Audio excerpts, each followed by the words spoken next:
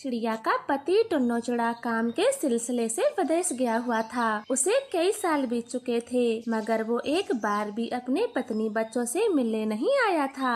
मम्मा, पापा बुरे हैं, पापा बहुत बुरे हैं। वो हम दोनों से बिल्कुल भी प्यार नहीं करते। अब अच्छा ही होगा वो घर कभी न आए और ना हम उनकी गंदी शक्ल देख पाएं। चुप कर जाओ गुड़िया, अपने पापा के बारे में ऐसी बातें कौन करता है और आपको ये बातें कौन सिखाता है? मेरे दोस्त मुझे सब बताते हैं, पापा बुरे हैं, बहुत बुरे हैं। उन्हें हमारी कोई परवाह नहीं। वो विदेश में गोरी पक्षियों के साथ मौज मस्ती कर रहे हैं।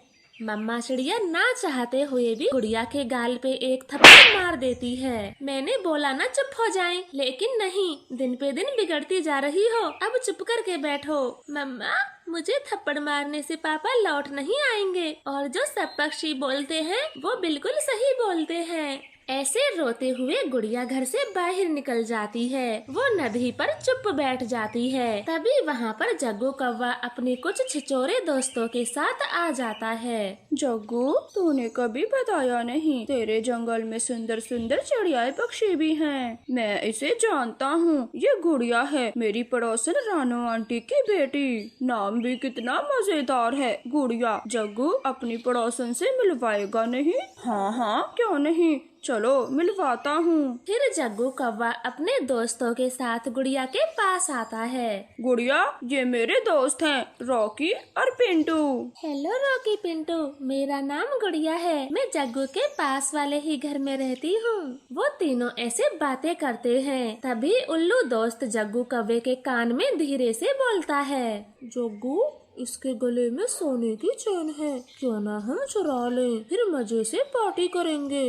इस पर जग्गू कौवा भी हाँ बोल देता है। जग्गू दोस्त, अब मैं घर चलती हूँ, मम्मा इंतजार कर रही होंगी। रुको रुको गुड़िया, हिलना मत, तुम्हारी गर्दन पे कीड़ा लगा है। रॉकी, जरा कीड़े को निकालना।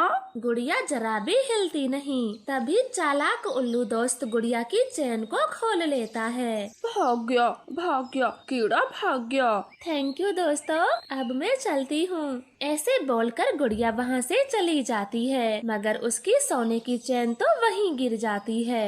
अरे, मेरी चैन कहाँ गिर गई? शायद नदी पर गिर गई होगी। मुझे वापस जाना होगा। फिर गुड़िया आधे रास्ते से ही नदी की तरफ लौट जाती है। जग्गू, ये मेरी चैन है, मुझे वापस करो। नहीं नहीं गुड़िया, मैंने इसे पीछे से उठाया था, तुम्हारी चैन कहीं और गिरी होगी। झूठ मत बोलो, ये मेरी ही चैन है, इसे वापस करो। जग्गू किसी भी हालत में वो चैन गुड़िया को नहीं देता और गुड़िया से लड़ने लगता है। तभी गोरी कौवी उन्हें देख लेती है और मम्मा चिड़िया भी नदी पर आ जाती है। मम्मा, अच्छा हुआ जो आप आ गई। जग्गू मेरे सोने की चैन नहीं दे रहा।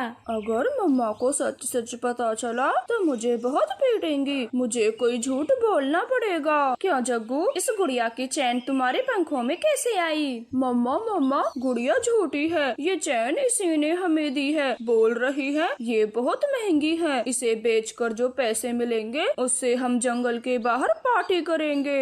हाँ आंटी, जग्गू सच बोल रहा है और गुड़िया शराब पीने के लिए भी बोल रही थी और जब जग्गू ने मना किया तो झगड़ा करने लगी। तुम दोनों चुप हो जाओ, मेरी बेटी ऐसी नहीं है। जग्गू, तुम तो सब जानते हो, फिर ऐसे झूठ क्यों बोलते हो?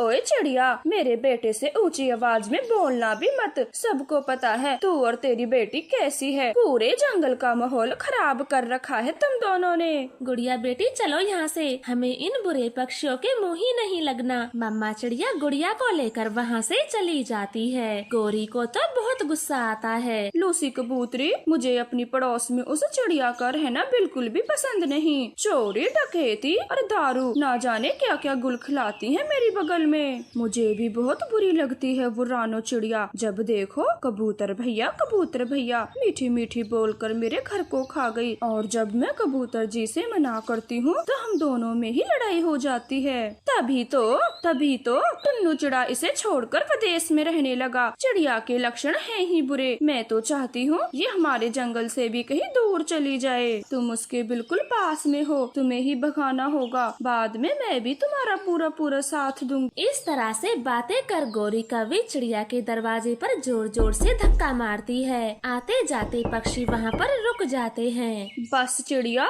बहुत हो गया, अब मुझसे बर्दाश्त नहीं होगा। तुमसे पूरा जंगल परेशान है। भागो यहाँ से, 1 मिनट के लिए भी नहीं रुकने दूंगी। हाँ, गौरी ठीक कहती है। जहाँ तुम्हारा पति रहता है वहीं जाकर रहो। इस जंगल से बाहर निकलो। नहीं, मैं अपने घर को छोड़कर कहीं नहीं जाऊंगी। आप दोनों तो पागल होगी हो।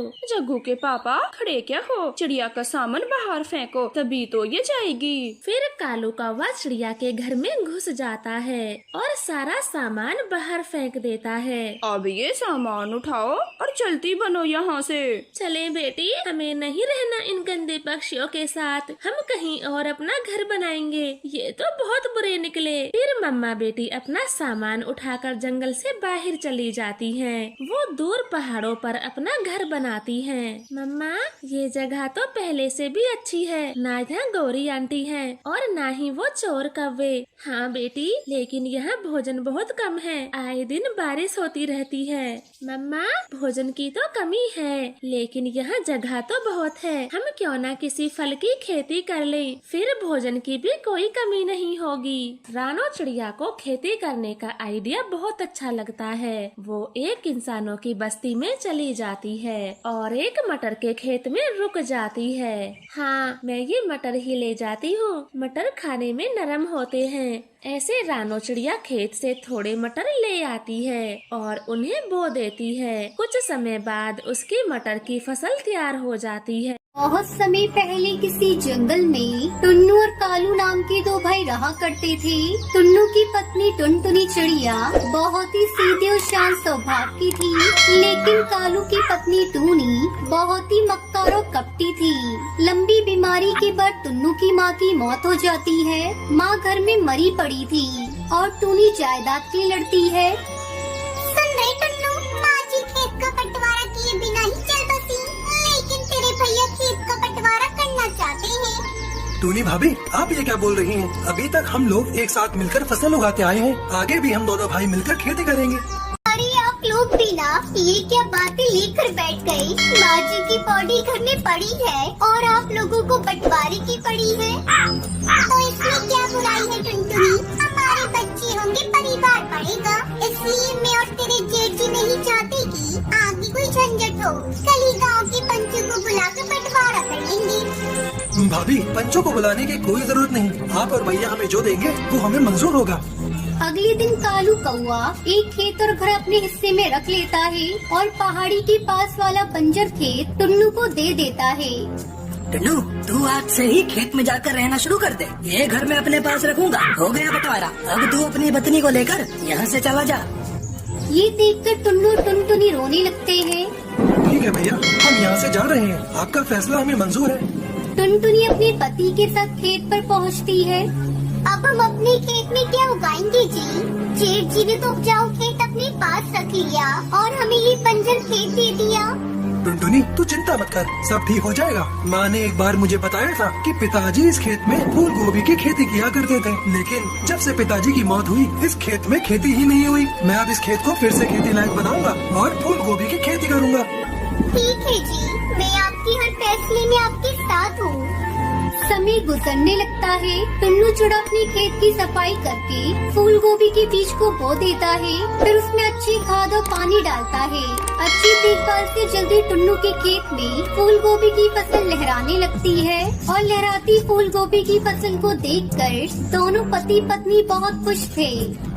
देख रही हो टुनटुनी, हमारे फूल गोभी की फसल कैसे लहलहा रही है। बस अब कुछ ही दिनों में ये बेचने लायक हो जाएगी। जल्दी वो दिन भी आ गया। टुन्नू चिड़ा फूल गोभी की फसल बाजार में बेच देता है और उससे मिले पैसों से वो अच्छी तरह अपनी जिंदगी बिताने लगते हैं। कुछ दिन इसी तरह गुजर गए। टुनटुनी 2 बच्चों की माँ बन गई। उधर कालू कौवे को शराब और जुए की लत लग जाती है। उसका घर और खेत सब बिक जाता है और वो गरीब हो जाते हैं।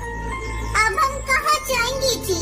हम लोग तो घर से बेघर हो गए। हम दोनों ने टुन्नू और टुनटुनी के साथ बहुत बुरा किया। ये उसी की सजा मिली है हमें। अब तो हमारे पास कुछ भी नहीं बचा, ना घर न खेत। अब हम लोग कहाँ जाएंगे, क्या खाएंगे? कुछ समझ में नहीं आ रहा है जी। तुम सही कह रही हो टूनी। पैसे की लालच में मैं इतना अंधा हो गया था कि मैंने अपने भाई से ही बेईमानी की। सोचता हूँ जाकर अपने भाई से माफी मांग लूं, लेकिन जाऊँ भी तो किस मुंह से। एक दिन टुन्नू चढ़ा अपनी पत्नी टुनटुनी के साथ बाजार जा रहा था। तभी उसकी नजरें भिखारी के जोड़े पर पड़ती है। अरे भैया भाभी, ये आप इस तरह रास्ते में भीख क्यों मांग रहे हैं? क्या बताऊं टुन्नू, मैंने तेरे साथ बेईमानी की थी। ये उसी की सजा भगवान ने मुझे दी है। तेरे जाने के बाद मुझे शराब और जुए की ऐसी लत लगी कि सारा घर बार उसी में बिक गया। दाने दाने को मोहताज हो गया था मेरे भाई। हर किसी का दरवाजा खटखटाया, पर किसी ने मेरी मदद नहीं की। ऐसे में मैं क्या करता? भूखे पेट कितने दिनों तक जिंदा रहता? आखिर में मुझे भीख मांगनी पड़ी। टूनी चिड़िया के मुंह से तो कोई बात ही नहीं निकल रही थी। वो बहुत ही शर्मिंदा थी। भैया भाभी, मैं आप लोगों को इस तरह रास्ते पर भीख मांगते नहीं देख सकती। आप लोग हमारे साथ चले। हाँ भैया, टुनटुनी बिल्कुल सही कह रही है। हम दोनों भाई मिलकर फिर से पहले की तरह खेती करेंगे। टुन्नू अपने भैया और भाभी को लेकर अपने घर आता है और फिर से अपने भाई के साथ मिलकर फूल गोभी की खेती करके खुशी खुशी रहने लगता है।